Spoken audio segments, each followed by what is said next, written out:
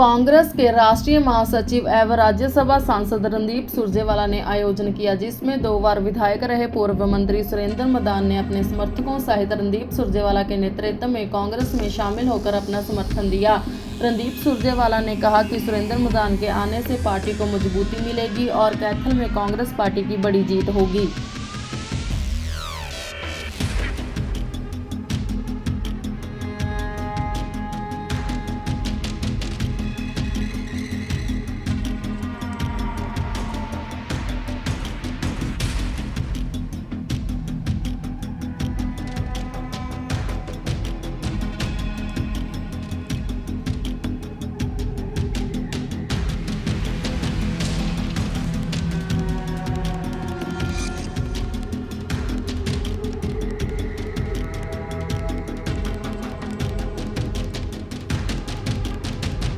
राष्ट्रीय कांग्रेस राहुल जी और खड़गे जी, सोनिया जी उनकी नीतियों में विश्वास व्यक्त कर अब पहली बार पार्टी का दामन थामने का निर्णय किया है। तो सुरेंद्र मदान जी, मानव जी और सब साथियों के इस प्रकार से सक्रिय दोबारा शहर के विकास, कैथल के विकास और तरक्की में एक साझीदार और एक ध्वजवाहक बनने से अप्रत्याशित जीत कांग्रेस पार्टी को भी मिलेगी और इस शहर को भी विकास और तरक्की को एक नई गति मिलेगी जिसकी शहर को जरूरत थी।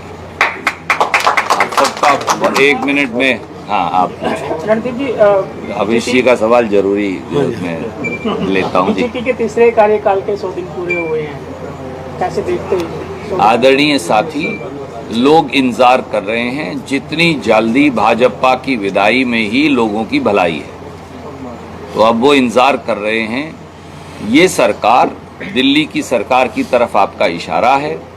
ये सरकार एक ऐसी सरकार है जिसके पास जनमत नहीं। आप याद करिए, चंद्रबाबू नायडू ने चुनाव बीजेपी के खिलाफ लड़ा था।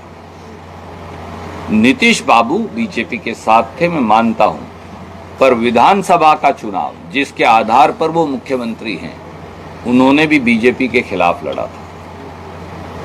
मैं तो उस समय बिहार का इंचार्ज हुआ करता था, इसलिए मुझे याद है 2 बार। मैं आपको ये कह रहा हूं, ये सरकार जो है ये जनमत पर नहीं खड़ी, ये बैसाखियों पर खड़ी है और इसीलिए बार बार ये एक फैसला करते हैं, फिर इन्हें वापस लेते हैं, फिर फैसला करते हैं, फिर वापस लेते हैं, फिर फैसला करते हैं, फिर वापस लेते हैं। ये सरकार दिल्ली की सरकार भी बहुत दिन चलने वाली नहीं। अपने कुनीतियों और कुचक्र के चलते वो भी कभी ना कभी अपने आप धराशायी हो जाएगी। ये अपना समय नहीं पूरा कर सकते। जी रणदीप जी, दिलाराम परिवारवाद की राजनीति का आरोप आप पर लगा रहे हैं। आप मेरे से रोज ही ये प्रश्न पूछते हैं, मैं फिर आपसे, अच्छा कल भी परसों भी पूछा था, मैं फिर आपसे ये कहता हूँ, आखिर में जनता भगवान है। लोग फैसला करेंगे कि कौन चुना जाएगा।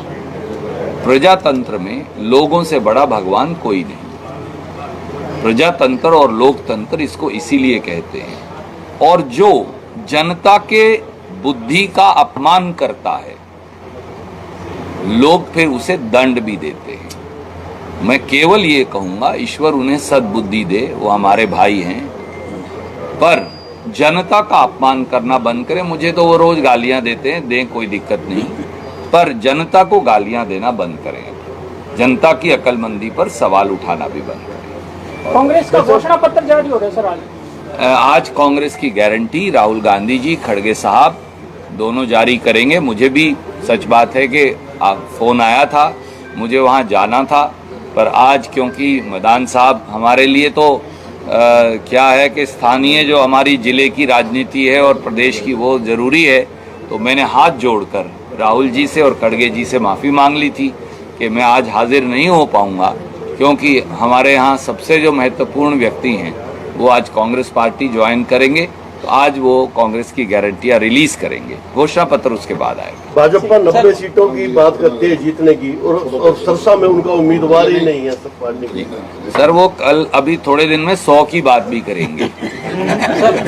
तो इसलिए ये ऐसा होता है, ये ऐसा हो जाता है पर मैं हमेशा ये कहता हूँ, राजनीति में आप जीत रहे हो या हार रहे हो, भाजपा आज हार रही है, उन्हें फिर भी अहंकार त्यागना चाहिए, क्योंकि उनके अहंकार की वजह से वो यहाँ पहुँचे हैं।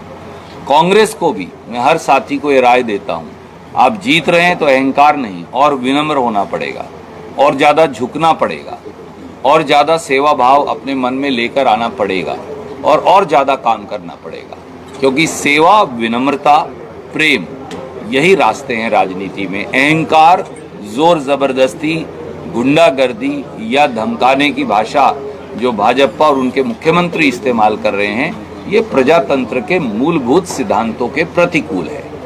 Thank you sorry. हाँ जी सर, एक सवाल था। जी सर। लीलाराम का कहना है कि टिकट तो बड़ी मुश्किल से मिली आपके बेटे को, और सीएम बनने के सपने देख रहे हो आप। ऐसा है, मैंने इसीलिए कहा, वो हर रोज मुझे गाली देंगे, उनकी गालियां उनको मुबारक, हम लेने से इनकार करते हैं।